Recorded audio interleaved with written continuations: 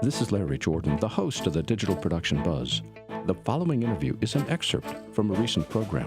To hear the entire program, visit digitalproductionbuzz.com. Bruce Nazarian is the CEO of the Digital Media Consulting Group. He's also a trainer, author, award-winning music producer, and musician, as well as an award-winning production sound supervisor and re-recording mixer. He has a checkered past. Hello, Bruce. Welcome back. It's good to have you back. Well, thank you, Larry and Mike. I am starved for visiting with you on the Buzz because it's been way too long. It has been phenomenally long. I was adding it up. It was 251 years ago that you last joined us on the show. Michael was a young boy at that time. They were writing the Constitution at the time that that Bruce was on. And I had to get my quill pen out for that one. Yeah. Bruce, you've spent the last year creating a department at Warner Brothers specifically to fulfill DVDs on demand. And it gets back to one of the loves in your life, which is optical media. Tell us what you did. Well, the long tail phenomenon that I'm sure your listeners are familiar with, which is there's continuing life in a lot of content, but not necessarily enough to justify a very expensive upfront cost for DVD replication. To service the long tail for titles that have either been in replication and have slowed down, or have never been in replication for DVD, but still have an audience, we created an authoring division that authored specifically for manufacture on demand, which is a burn it as you go as the orders come in. Wait a minute. Burn as you go, but that means that you're not replicating anymore. It means that you're burning, and the media is not the same between replication and burning a disc. It's more the same that you might think, because there is a secure burning process called QFlix that embeds the CSS content protection into a recorded piece of media. Could you spell that? Because I didn't quite get that. QFlix? Yes. Yes, QFLIX. Wow. Now, tell me more about this, because one of the things that I've grown up learning, because you taught me everything I know about optical media, is that with the stuff that we burn, we're working with an organic dye, and with the stuff that's replicated, we're working with little holes punched into plastic, which last for, like, forever. Where does this new system fit in? Well, what we're trying to do is fill a need here that may not be for people that are going to collect these particular titles and keep them around for 1,000 years, but there is a market for titles that have never appeared on optical disc before, but for which the budget does not exist to stand the upfront cost of replication. So the balance is, let's author it in a simple form to get the content, which is the interesting part, right, out on an optical disc that can be ordered as necessary and delivered within a couple of days of the order. It manufactured on demand. Wow. And are they using million-dollar pieces of gear to do this, or is it like an incredibly talented database system and standard replicators? Well, it's not standard replicators, because you can't standard replicate a single disc. What they've done is they have connected with a third-party vendor who has built a system to automate the production of these recorded on-demand discs. Wow. Based on fulfillment that comes in, orders that come in from a third-party vendor or the Warner Brothers shop, for example, or Amazon.com sales. And if you go to the Warner Brothers shop, there's close to 2,300 DVD titles online for sale, the majority of which are available as MOD titles. Now, these DVDs that, maybe because I'm just from a different place, but I go to Ralph's all the time, and I see they have a red box thing, and there's always a huge line of people waiting to get a DVD out of the red box machine. So there's obviously a lot of people who are still renting DVDs. Correct. And I just go on demand, and I press a button, pay $5.99, and watch. I mean, well, no, that was that's fulfilling a different market.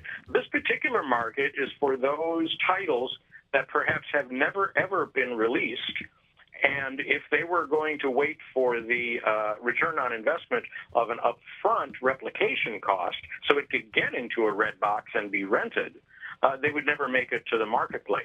So what they've done, and it's a very clever move, is they have enabled bringing titles out of their very extensive library at a minimum of upfront cost to them to provide options to cinema lovers and television series lovers that never had these discs available.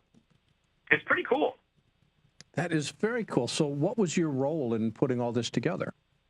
Well, they asked me to specify the gear for the department and ramp up the department and staff it with authors, and I basically have been running it for the last year. And we've been cranking out titles for the Warner Archive collection, a couple of which I was just looking at are on the WB Shop site even today.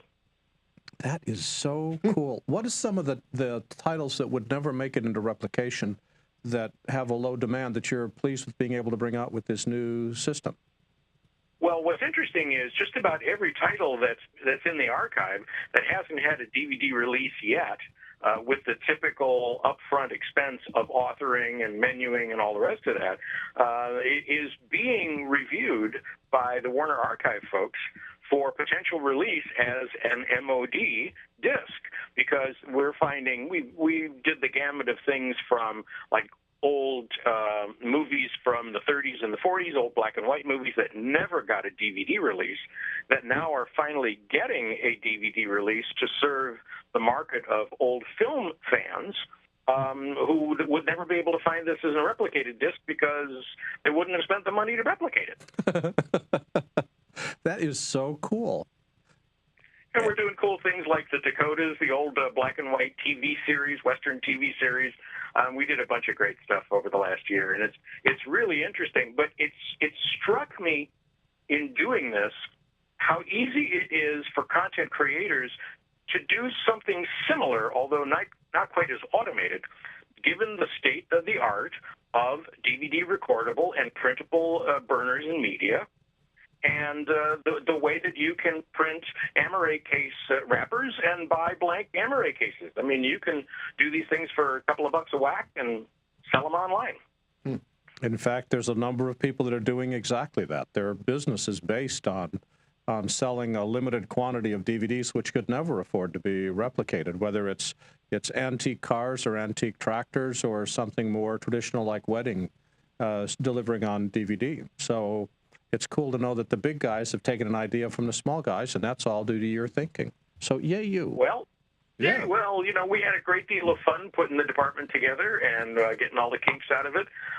It's really exciting to work as part of the Warner Brothers team, and I had a great time. And I'm happy to be back amongst the independent contractors now these days. So that gets me to my next big question. What are you working on next, now that you've finally got Warner Brothers on the straight and narrow? Well, I have been looking forward to having enough free time to be able to finally finish a CD of my very own, music CD. Oh, so that's right. I am involved with the beginnings of putting together a CD project that I'm calling Long Overdue, for obvious reasons, and getting together some very serious musician players to help out with this. Yeah, we should note that even though Bruce has been very busy with Warner Brothers for the last year, he has never, ever, ever stopped doing music.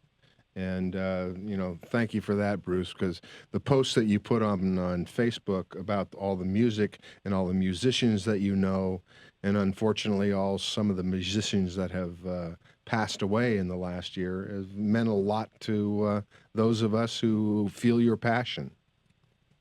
Well, music's in the blood, and it's part of my DNA. So no matter how technical I get from one side of the brain, I always keep getting yanked to the creative side, the other side of the brain, and reminded that first, last, and always, I was put on the earth to be a musician. Yeah. So I'm going to do it again. Well, and Bruce knows the best and has worked with the best. I was just thinking, now that we've got the Buzz studio, we should bring Bruce out and have him do a Buzz concert for us. Wouldn't that be great? That would be cool. I mean, look at it. You got to come out here, Bruce, and see this place. It's unbelievable. Seating for 250 people, a 4,000 square foot studio. It's just acoustically perfect. Set up by DTS. It's an amazing place, and it needs someone with a musical touch. Yeah. Bring your Well, friends. you know, Bring I your just friends may for a have to Friday come night on out concert. there and bring some stuff and guitars and whatnot, and Rouse to join out. Just don't ask Mike to sing. It would not be a pretty sight. No. Bruce can sing. I've seen Bruce sing. Is it good? We won't talk about it on this kind of broadcast. No, it's an entirely different moment. Bruce, for people that are interested in learning more about what titles Warner Brothers has, I know you're independent now, but where can people go to learn about what Warner Brothers is offering on the web? Well, if they go to wbshop.com, they can survey all of the online offerings from the Warner Archive collection. There's a little button there called Warner Archive, and it's a pretty amazingly large offering of various titles. There's animation, there's feature films, there's television series, old and relatively recent and new. I mean, we did the George Lopez show. We did Wanda. Ho. I don't have time for you to list all 7,000 of them. Thomas is asking quickly, is it DVD or do you also have Blu-ray? There are Blu-rays, but there's a very limited selection of Blu-rays because Blu-rays are much, much harder to manufacture, and ultimately they all just go to short-run replication. And Bruce, last question. What's your website for people who want to follow you? Well, they can follow me at thedigitalguy.com, or they can follow music at thedigitalguy.net. And Bruce Nazarian is both the Digital Guys. Bruce, thanks for joining us today. Great pleasure, guys. Thanks, Bruce. Take care.